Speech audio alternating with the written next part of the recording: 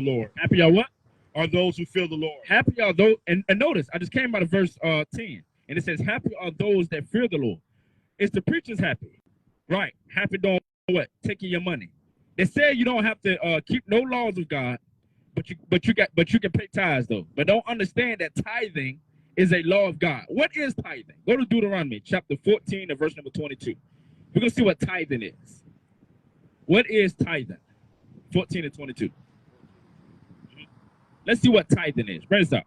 Set apart a tithe of all the yield of your seed that is brought in early from the field, in the presence of the Lord your God, in the place that he will choose as a dwelling for his name. Right. So God said tithing is what yields your seed that was brought forth nearly out of the field.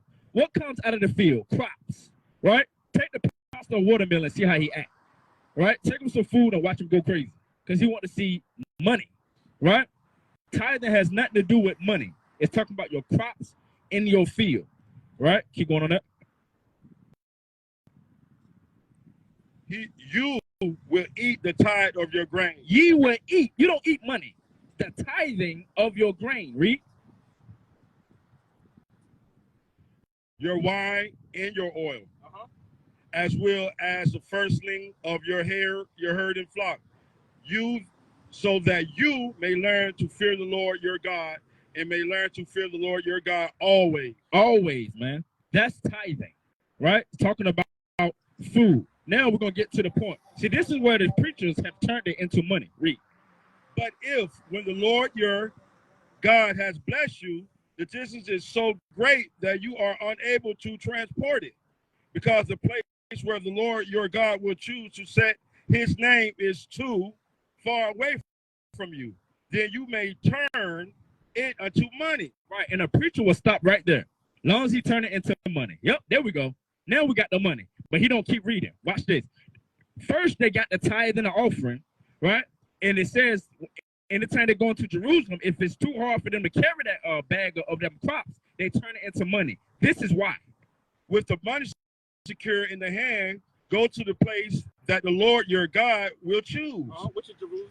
Spend the money for whatever you wish, oxen, sheep, wine, strong drink, or whatever you desire. Right. He's telling you the same way you take that money and you go to Jerusalem, and the same thing that you sold, you get it back. That's just for the money part was just for you to get to Jerusalem. Read. And you shall eat there in the presence of the Lord your God, and you and your household rejoicing together. As for the Levites, residents in your town. That's it on that. Now go to Malachi chapter 3 and 8. Right? Because preacher would say now, robbing God. Rob God. You robbing God if you're doing that, if you ain't doing that. We'll see about that. Bring this up, brother. Will anyone rob God? Yet you are robbing me. But you say, who are we robbing you? In your tithes, in your offerings, you are cursed with a curse, for you are robbing me, the whole nation of you. And brother, hey, y'all got a minute? Brother. Now let him hear me. Keep going. Verse 9.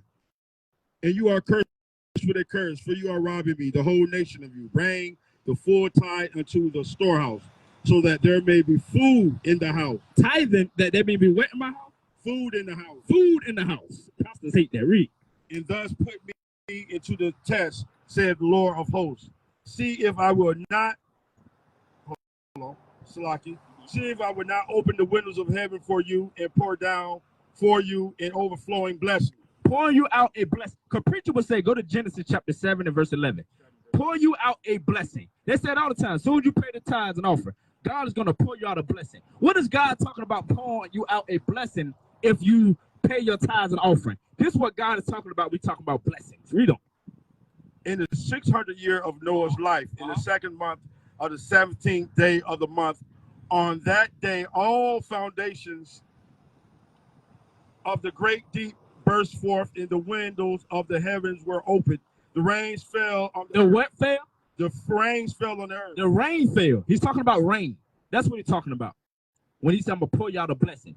Right now, you can go back to Malachi. I just want to get that rain part. So, okay. rain is supposed to get right, to feed, to water your crops, When he's going to pour you out a blessing, it's going to water your crops. Now go back to Malachi chapter 3 and 8. Malachi 3 and 8. Yep. Well, actually, verse 10. You follow me, right? You caught that, didn't you? Yes. Yes, it's the rain. He was talking about rain. He want to talk about pouring you out a blessing with your car and your house. He was talking about rain. We don't. Verse 10. Verse 10. All right.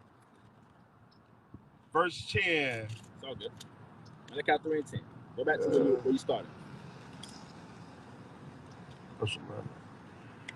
Bring the full tithe into the storehouse so that there may be food in the house, and thus put me to the test, says the Lord of hosts. See if I will not open the windows of heaven for you and pour down for you an overflowing blessing. Right? I will rebuke the locusts. I rebuke, why? Because the locusts will what? Eat up your crops. He's going to rebuke the locusts. Read on.